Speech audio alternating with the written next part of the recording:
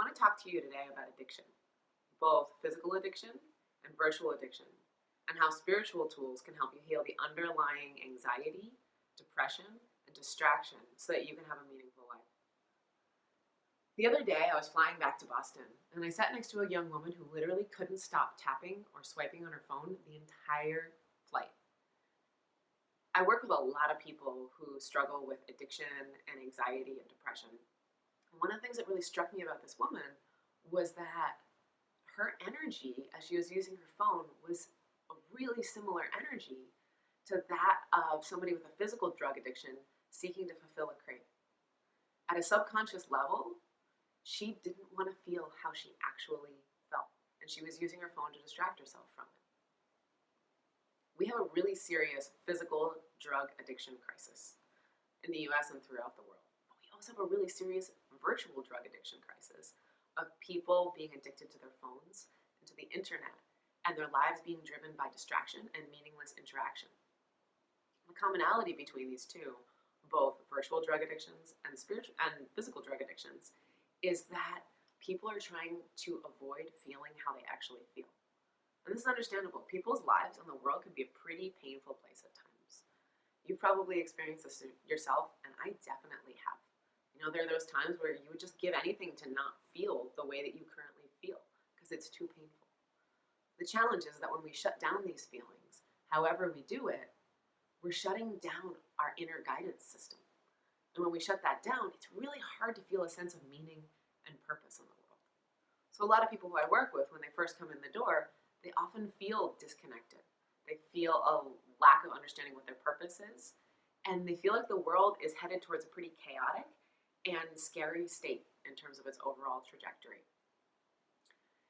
And these clients, when they come in the door, even if they don't have a serious physical drug addiction, you know, where somebody would be seeking treatment for it, they often have socially acceptable dependencies to things like their phone, alcohol, or cannabis.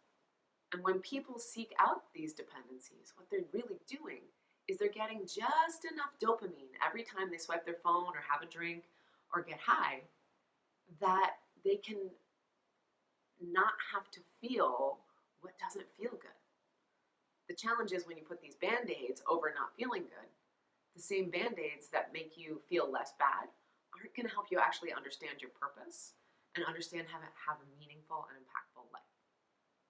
So then, what is the solution to this? I love that people are starting to talk about how sobriety is not the way to heal addiction. Connection is. The challenge is what kind of connection are we actually talking about? If you think about it, people who are struggling with addiction are struggling with trauma. And if you have a traumatized person just go and seek out social connection, that in and of itself isn't really going to heal the issues. What is going to heal them is spiritual connection. So you can imagine that my fist is you as a physical being. When you first come into this world, you are still connected to the infinite intelligence that is spirit. The challenge is that as soon as you start driving this physical rental vehicle through the world, your windshield starts to get clogged up with a whole bunch of crap. And everybody has their own flavors of this crap. For some people, it's overt traumas. For other people, it's things like people pleasing, might be dependencies, it might even be rebellion. That's all different types of crap that get on our windshields. And by the time that we're adults, what's usually happened for people is that we've accumulated so much junk from being here that it acts like this floating garbage dump that sits between us and our awareness of being a physical being and our capacity to understand ourselves as spiritual beings. So once this happens, we have like this floating garbage dump around us. And even when people put in a lot of work on themselves, you know, through talk therapy, through yoga, through meditation, what they're doing is they're putting on like a little coal miner's hat with a flashlight and they've got a little pickaxe. And they're coming at their healing process by trying to chip away at and name all of the junk that is accumulated in between them and spirit. This is a really hard task, especially when you don't even have a reference point anymore for what spirit is like and how the light feels in your life. This is where life activation and initiation are game changers for people. Because what starts to happen is, instead of just being a physical being trying to pick away at all of these layers of junk and garbage between you and spirit. Life activation and initiation help rise up to the level of spirit and shift your paradigm and your perspective so that as you approach your challenges in life, you're shining a light down from the perspective of you already being whole, you already being healed, and having all the answers within yourself.